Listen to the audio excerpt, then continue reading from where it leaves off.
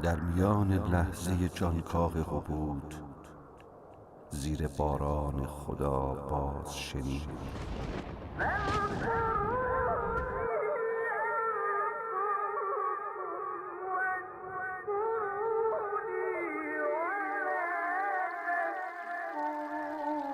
نازنینم، آدم، نه به اندازه تنهایی من، نه به اندازه عرش، نه به اندازه گلهای بهشت، که به اندازه یک دانه گندم.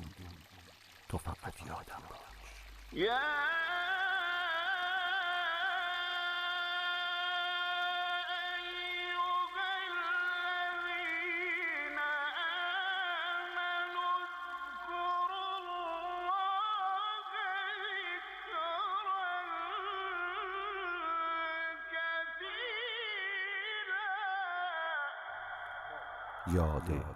خدا. بسم الله الرحمن الرحیم. الذین آمنوا و تطمئن قلوبهم بذکر الله الا بذکر الله تطمئن القلوب. اللهم رب شهر رمضان الذی انزلت فیه القرآن و افترست علی عبادک فیه الصیام صل علی محمد و آل محمد وارزقنی حج بیتک الحرام فی عامی هذا و فی کل عام واغفر لی تلک الذنوب العظام فانه لا یغفرها غیرک یا رحمان و یا علام. سلام خدا بر امام مهدی عجل الله تعالی فرجه الشریف و سلام خدا به مهمونای خوب ماه خدا، اهالی ارجمند یاد خدا. وقتتون بخیر، خیلی خوش آمدید. طاعات و عباداتتون قبول باشه، ایامتون مبارک باشه. در ایام میلاد کریم اهل بیت علیه السلام هستیم، روزهایی که خاصه مردم ما ماه رمضان که میشه دست همت بالا میزنن، هر شکلی هست یه همدلی با ضعفا، فقرا، صدقه ها، قربانی ها، نذری دادن ها آغاز میشه. این سالهای اخیر به واسطه کرونا شاید خیلی از سفره های تو خونه ها تبدیل شد به بسته های ارزاق و بسته های معیشتی، نه اینکه حتما بگیم چند صد تا و چند هزار تا. خیلی خانواده ها 5 تا دونه بسته درست کردن، 2 تا دونه بسته درست کردن، با یه دل پاک، با یه چشم پر از اشک بردن، هدیه دادن. حتما اینها مورد نظر خدای متعال قرار میگیره. اما به نیمه رمضان که میرسیم، رسم در خیلی از شهرها و این مرز و بوم، نانوایی ها می‌نویسند شما امروز نان رو میهمان کریم اهل بیت علیه السلام هستید. بیایم امشب و امروز نیت کنیم، تا پایان ماه رمضان فرصت زیادی نمونده، هر چی میتونیم تو این مسیر کوشش کنیم انشالله باشه که ما هم به چشم امام حسن علیه السلام بیاییم و دعای مادرشون شامل حالمون بشه. خدمت استاد حیدری کاشانی عزیز هستم. آقا سلام علیکم، ایام مبارک باشه. السلام علیکم و رحمت الله و برکاته. عرض تبریک و تهنیت داریم. ایام رو محضر امام زمان ارواحنا فدا نایب الاماممون آقای معظم رهبری و تمام محبان امام زمان در سرتاسر جهان. امیدوارم که با دعای کریمانه کریم آل الله امام حسن مجتبی و شفاعت و وجاهتشون و نورانیتشون خداوند مددی برسانن. انشالله از تمام بحران ها، از تمام بیماری ها، از تمام فتنه ها عبور بکنیم و انشالله رسالتمون رو در زمین سازی ظهور امام هست ارواحنا فدای بهترین وجه به انجام برسونیم انشاءالله. ما محضر استاد حیدری کاشانی در ماه مبارک امسال موضوعی جدید شروع کردیم. آیه 183 سوره مبارکه بقره رو مصداق اصلی بحثمون قرار دادیم. گفتیم چه کار کنیم که میوه و محصول اصلی ماه رمضان روزیمون بشه، اون نتیجه‌ای که بالاترین افق هست، بالاترین پرواز در ماه رمضان هست. درسته که مغفرت، برکت، رحمت و رضوان الهی همه چی در ماه رمضان هست، اما پایانش قراره که لعلکم تتقون اتفاق بیفته. نکات جالبی فرمودن، خلاصه از جلسه قبل رو با هم ببینیم. دوستان آماده کردن، برمیگردیم امروز هم صحبت خواهیم کرد.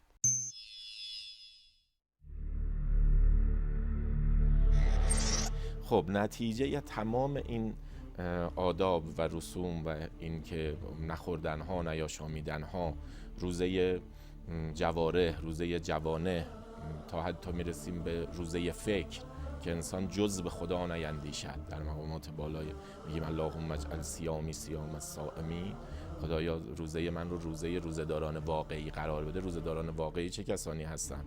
روزه‌داران واقعی پیامبران و امامان معصومند. روزه‌دار واقعی امام زمان روی فداست. روزه‌داری او چگونه است؟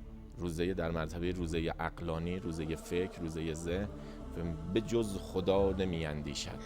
این تقوایی که میاد و غیور میکنه انسان مؤمن رو که به غیر خدا دست رد میزنه. افغیر الله تتقون، میگه من از غیر خدا نمیترسم، از غیر خدا پروا ندارم، ملاحظه غیر خدا رو ندارم. این رو خیلی باید روی این کار بکنیم.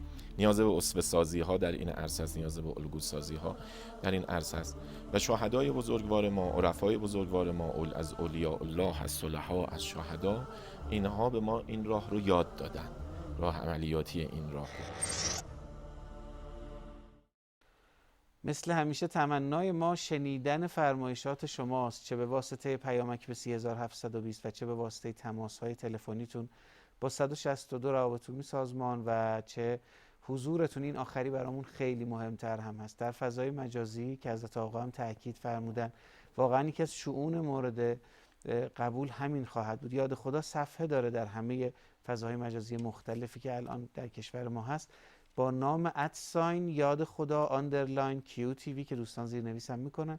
شما دنبال کننده صفحه باشید. مطالب خیلی خوبی الحمدلله دوستان تهیه میکنن. من دیدم آقای حسین زاده عزیز گزیده‌های بسیار خوبی از فضاهای مختلف گفتگوهای کارشناسا اون فضای اینستاگرام و جاهای دیگه قرار میدن. حیف اینها رو بگیریم انتشار بدیم و در ثواب نشرش انشاءالله سهیم و شریک باشیم. آقا محضر حضرت عالی هستیم با افتخار. هدف گذاری ماه رمضان رسیدن ما به تقوا و اینکه در شماره متقین نام ما هم ثبت بشه و حالا عالی ترین درجات تقوا. و در آثار تقوا میتونیم خلاصه بکنیم که تنها راه بهشتی شدن با تقوا شدنه. یا الجنت دارالاتقیا، بهشت خانه اهل تقواست. و تصریح داریم در آیات الهی هم، آیه 63 سوره مبارکه مریم، وقتی که جنات عدن رو خداوند ترسیم می‌فرماید که عرض کردیم جنات عدن در حقیقت اون پذیرایی ویژه خداوند رحمان برای انبیا، برای اولیا، برای ائمه اطهار و برای شهداست و با دست خودش حتی دست ملائک و دست غیر رو اجازه نداده.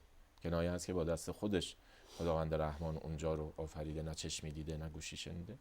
وقتی اوصاف جنات عدن میشه و سوال پیش میاد چه کسانی میتونن برسن در رهروی راه انبیا و اولیا، امامان و شهدا به اونجا، میفرماد تلک الجنة التي نورث من عبادنا من کان تقیا. این بهشتی که ما به وراثت بندگان خودمون میرسونیم، به وراثت عباد الرحمن، کیا میرسن؟ من کان تقیا، کسی که در زندگیش اهل تقوا بوده، اهل پروایی از خدا بوده، اهل ملاحظه کردن خدا بوده و وقتی که پاش رسیده بین ملاحظه خدا و ملاحظه غیر خدا، ملاحظه خدا رو ترجیح داده.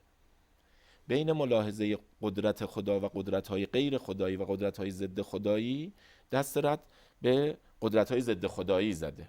الذین قالوا ربنا الله ثم استقاموا، گفتن پروردگار ما، پرورش دهنده ما، همه کاره ما خداست.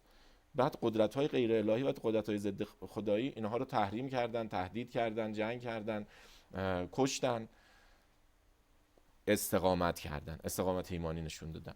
گفتیم تقوا در حقیقت غیر سوزی میاره. افغیر الله تتقون، غیر خدا رو، شما غیر خدا رو ملاحظه میکنید. پایبندی ما به تقوا اینه که غیر خدا رو لازم شد در ملاحظه خدا غیر خدا رو ملاحظه نکنیم. راه بهشتی شدن ما که گفتیم بهشتی شدن ما راهش اینه که بهشتی زندگی کنیم. چگونه بهشتی زندگی کنیم؟ من کان تقیا، کسی که با محوریت تقوا زندگی میکنه چنین کسی بهشتی میشه. راه ملحق شدن به شهدا در جنات عدن، حاج قاسم میفرمود کسی شهید میشه که شهید زندگی کنه. شهید چه کسیه؟ شهید کسیه که خدا رو شاهد و حاضر و ناظر در لحظه زندگی و بندگیش میبینه. خدا رو شاهد میبینه. شهید زندگی کنه یعنی با تقوا زندگی کنه، خدا رو پروا کنه، از خدا حیا کنه، از خدا پروا کنه، خدا رو لحاظ کنه، خدا رو ملاحظه کنه، چون که خدا رو شاهد و حاضر و ناظر میبینه. چه کسی شهید زندگی، چه کسی بهشتی زندگی میکنه؟ من کان تقیا، کسی که اهل تقوا باشه. پس این تقوا در دلش خودسازی، اصلاح نفس، اصلاح قلب، اصلاح فکر، اصلاح ذهن و اندیشه، اصلاح چشم، اصلاح نوع نگاه کردن، اصلاح نوع حرف زدن، اصلاح نوع گوش دادن، اصلاح نوع خوردن، نوع آشامیدن، یک نوع رساندن انسان به مرتبه اصلاح کامل و اخلاص کامله. یعنی حتی در نگاه کردن خدا رو لحاظ بکنه. خب میشه اخلاص در نگاه کردن، این نگاه غیر خدایی نداشته باشه، نگاهی که خدا راضی نیست نداشته باشه، نگاهی که همه خدا راضیه انجام داده باشه. چه معنای بلندیه! یعنی گویا تمام حقیقت عرفان، تمام حقیقت اخلاق، تمام حقیقت قرآن در همین تقواست. تمام حقیقت خودسازی، خانواده سازی، جامعه سازی در دل همین تقواست. و این نتیجه ماه رمضان خودسازی با محوریت تقواست که اگر ما بتونیم این اصلاح رو در وجودمون انجام بدیم، در حقیقت همه چیز اصلاح میشه. حضرت آیت الله العظمی بهجت رضوان الله تعالی علیه میفرمودن اگر هر کدام از ما یکی ما خودمون رو اصلاح کنیم، عالم اصلاح میشه. عالم اصلاح خواهد شد به اصلاح یکایک ما. اینه که تمرکز اصلی ابتدا روی اصلاح خودمون، اصلاح خانواده‌مون، عالم اصلاح خواهد شد. بعد رمز دوری ما رو، معادله دوری ما رو و هجران ما رو از ساحت امام زمان و دولت کریمه مهدوی هم این که ما در مقام اصلاح خود بر نمیاییم. تعابیر عجیبی داشتن، میفرمایند سبب غیبت و دوری امام زمان ارواح نافدا خود ما هستیم. بیان آیت الله بهجت خیلی تکان دهنده است. به خاطر گناهان و اعمال بد ماست که بیش از 1000 سال در بیابانها در به در و خائف است امام ما. چه کار کردیم که به این بلاها مبتلا شدیم؟ آخر ما چه کار کردیم که بی سرپرست ماندیم؟ اشکال در این است که ما خودمان را اصلاح نکردیم و نخواهیم کرد. اگر ما خودمان را اصلاح می کردیم به این بلاها مبتلا نمی شدیم. چرا در خلوت و جلوت دلت هر چه می خواهد می کنی؟ بی تقوایی ها رو داره اشاره میکنه که رمز دوری ما از امام. این شهوات بیجا، این غضب‌های بیجا، همه جنود و سپاه شیطانن که در داخل خود آدم هستن. جنود و سپاه شیطانن در داخل خود آدم. باید بدانیم که تنها راه علاج ما اصلاح نفس ما در همه مراحل است، که میگیم تقوا راه اصلاح تمام مراتب وجودی ماست. اصلاح اعضای هفتگانه ظاهری ما، اصلاح اعضای باطنی ما، اصلاح جوارح ما، اصلاح جوانح ما، حتی اصلاح فکر ما، اندیشه ما، قلب ما، گرایش های ما، عشق ورزیدن های ما، که همه رو گویا به جایی میرسونه که روی این وجود یه مهر فقط خدا، فقط برای خدا میخوره، به اضافه ولا غیر. یعنی ورود غیر ممنوع به این قلب، به این عقل، به این اندیشه، به این ساعت وجودی ورود غیر ممنوع، فقط خدا ولا غیر. خیلی ممنونم، خیلی متشکرم. محضر قرآن کریم مشرف بشیم. تو این روزها خوندن یه آیه ثواب تلاوت ختم قرآن رو داره و حیفه. تا اونجایی که میتونیم هر لحظه که بیکار میشیم، مادر داره سفره افطار تهیه میبینه و آماده میکنه، سوره توحید بخونیم، سوره حمد بخونیم، سوره های کوچک قرآن کریم رو بخونیم، آیاتی که خاطرمون هست رو بخونیم، تو مسیریم، در حال رانندگی هستیم، یه لحظه هم غفلت نکنیم که سفره عظیمی خدای متعال پیش روی ما گسترده. بریم محضر قرآن کریم با افتخار. بسم الله الرحمن الرحیم. بسم الله الرحمن الرحیم. لا يسمعون فيها لغوا إلا سلاما ولهم رزقهم فيها بكرة وعشيا تلك الجنة التي نورث من عبادنا من كان تقيا اللهم صل على محمد وآل محمد وعجل فرج آل محمد. کسانی که این آیه 62 و 63 سوره مریم رو که الان تقدیم حضورتون شد خواندند، یعنی 2 ختم قرآن کردن در ماه مبارک رمضان. عجب سریه حاج آقا تو این ماه، نفسهاش، خوابش، تلاوتش، هر کاری میکنیم انگار خدای متعال دنبال بهانه هستن یک اجر چند میلیون برابری و چند هزار برابری به ما عطا کنن. اصلا انگار بهانه میخوان برای بخشش و مغفرت ما. واقعا قد اقبل الیکم شهر الله بالبرکت و الرحمت و المغفره. در ماهای دیگه ما باید بدویم، اهل سرعت و سبقت باشیم تا برسیم به رحمت خدا، برکت خدا، مغفرت خدا. اینجا میفهمید قد اقبل الیکم شهر الله، ماه خدا به سوی شما اقبال کرده، مشتاقانه داره دنبال شما میدوه با 3 عنصر برکت، رحمت، مغفرت. اگر اونجا دستور سارعوا الی مغفرت من ربکم، سابقوا الی مغفرت من ربکم، اینجا مغفرت داره دنبال ما میدوه، سرعت و سبقت گرفته دنبال ما. فقط ما یه مقداری باید حواسمون جمع باشه که فرار نکنیم.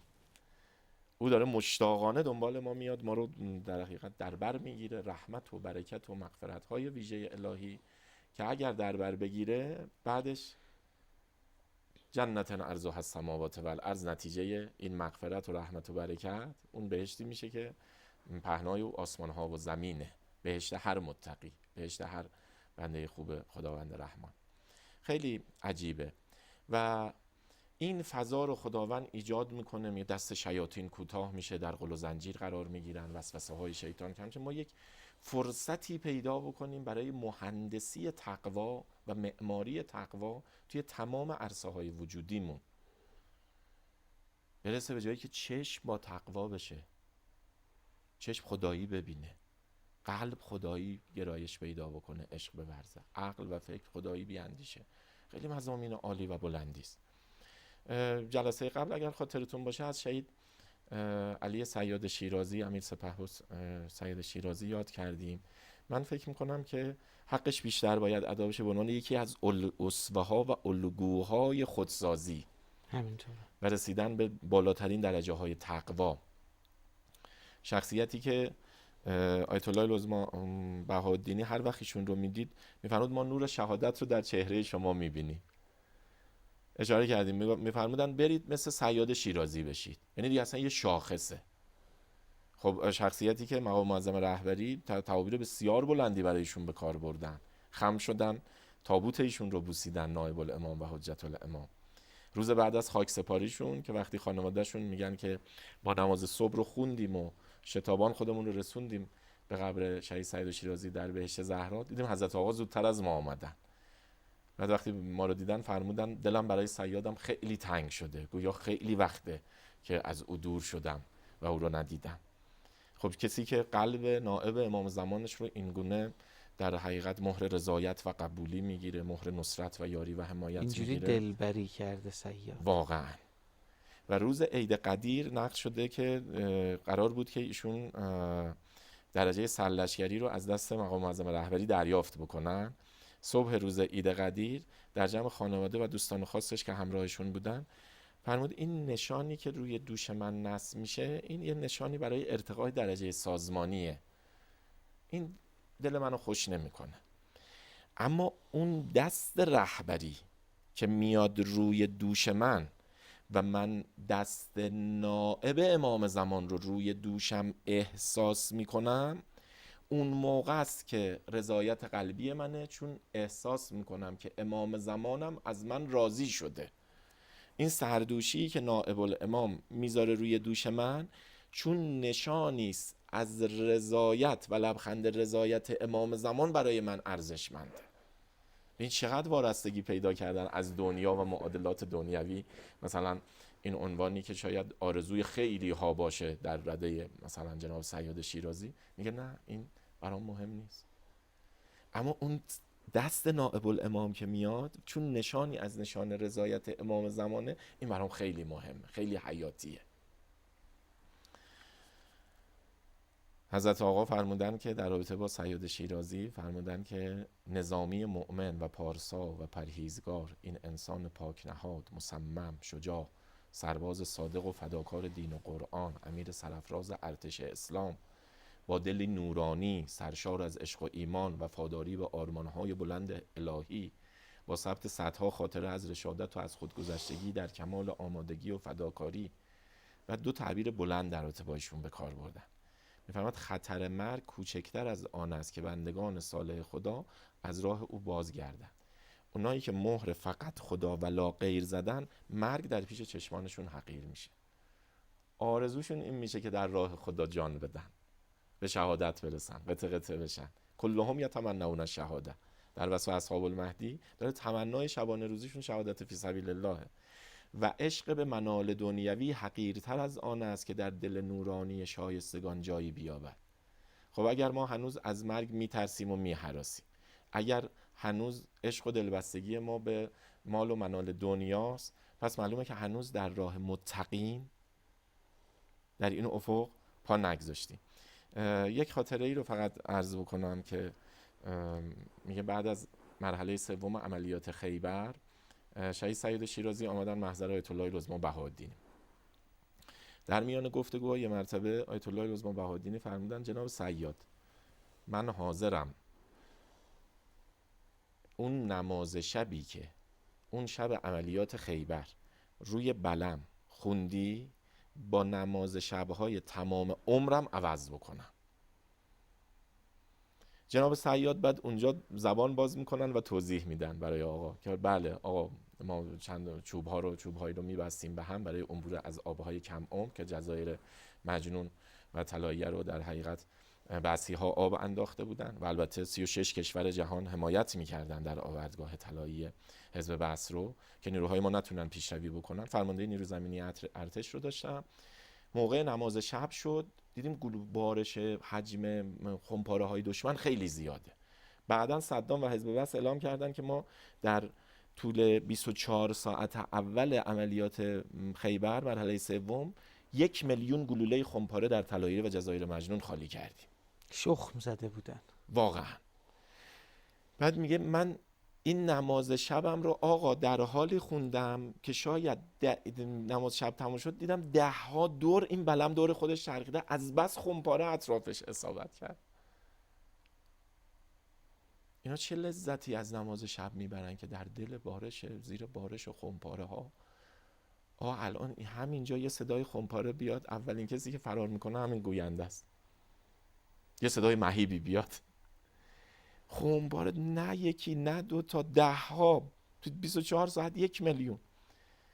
که شهید حجت الاسلام حاج عبدالله میثمی فرموده بود اون شب عاشورای یاران خمینی بود که شهید سرافرازیان شهید خرازی فرموده بودن که هر کسی طاقت ماندن تا قطعه شدن ندارد ما بیعت رو برداشتیم بیاید و برود. بعد شهید عبدالله میثمی فرموده بود خدا سوگند یاد میکنم اونهایی که شب مرحله 3 عملیات خیبر موندن ثابت قدم، اگه کربلا هم بودن پای رکاب امام حسین میموندن، جا خالی نمیکردن و نمیرفتن. بعد میگم همینطور که سید شیرازی نقل میکردن آیت الله العظمی بهاءالدین اشک میریختن و میفرمودن که به این نماز شب تو خدا به تمام ملائکش افتخار کرد و اگر تو را رضایت بدی من حاضرم با نماز شب تمام عمرم، قریب 90 سال عمرم عوض بکنم. این چه نور اخلاصی، چه نور تقوایی پشت اون نماز هست. بعد این بزرگوار فرازی از وصیت‌نامه‌اش میفرماید خدایا این تو هستی که قلبم را مالامال از عشق به راحت، اسلامت، نظامت و ولایت قرار دادی. خدایا تو خود میدانی که همواره آماده بودم آنچه را تو خود به من داده ای در راه عشقی که به راحت دادم نثار کنم. پروردگار را رفتن در دست توست، من نمیدانم چه موقع خواهم رفت، ولی میدانم که از تو باید بخواهم مرا در رکاب امام زمانم قرار دهی و انقدر با دشمنان قسم خورده دینت بجنگم، یعنی لحاظ ترس و هراسی از دشمنان تو نداشته باشم و با اونها باید سر ستیز و جنگ داشته باشم، غیورانه تا به فیض شهادت برسم. فراز پایانی وصیت‌نامه‌شون هم که دعای ما هم باشه، فرمودن خداوندا ولی امرت حضرت آیت الله خامنه‌ای را تا ظهور حضرت مهدی زنده، پایدار، پاینده و موفق بدار ان شاء الله تعالی. ان شاء الله. خیلی متشکرم، خیلی ممنونم. ما 3-4 دقیقه زمان داریم، یه صلوات بفرستیم برای همه شهدا و با هم در این صلوات شریک باشیم، بریم بشنویم و بخوانیم و توسل کنیم به ذات اقدس همه شهدای عزیزمون. اللهم صل علی محمد و آل محمد و عجل فرجهم. اللهم صل على محمد وآل محمد وعجل فرج آل محمد. اللهم صل على محمد وآل محمد وعجل فرج آل محمد. اللهم صل على محمد وآل محمد. اللهم صل على محمد وآل محمد وعجل فرج آل محمد. اکسیر اعظمی است صلوات. به ما فرمودن هر وقت خواستین دعاتون مستجاب بشه اون دعاتون رو بین دو هلال صلوات قرار بدید، انشالله قرین استجابت خواهد. در عظمت و فضیلت صلوات اشاره کردین. واقعا ما با صلوات می توانیم از قصورات، خسارت‌ها و حسرت‌های عمرمون عبور بکنیم، چون که ولی نعمتمون حضرت علی ابن موسی رضا علیه آلاف و تحت و ثنا فرمودن که کسی که توانی در خودش نمیابه که ریشه گناهانش رو بسوزونه و گناهانش رو منهدم بکنه، پس فراوان صلوات بفرسته به آستان محمد و آل محمد. فرمودن فانه تهدم الذنوب هدما. این کثرت صلوات منهدم میکنه تمام گناهان و ذنوب رو، و حتی در عرصه حق الناس هم خداوند توفیق جبران عنایت میکنه. حق الله رو که برمیداره و میپوشونه، حق الناس رو هم توفیق جبران عنایت میکنه. ما از ذکر صلوات که مخصوصا در ماه مبارک رمضان توصیه شده، حدیثی رو جناب شیخ مفید رضوان الله تعالی علیه در کتابشون آوردن که جزء مستحبات ماه مبارک رمضان اینه که در هر روز ماه مبارک رمضان 100 مرتبه صلوات به آستان محمد و آل محمد اصرار اللهم بشه. صل علی محمد و آل محمد و عجل فرجهم. گفت ارباب حاجتیم و زبان سؤال نیست، در حضرت کریم تمنا چه حاجت است. الهی چنان کن سرانجام کار تو خوشنود باشی و ما رستگاری یا علی محتاج دعای خیرتون هستیم. التماس دارم. جا خیلی متشکرم.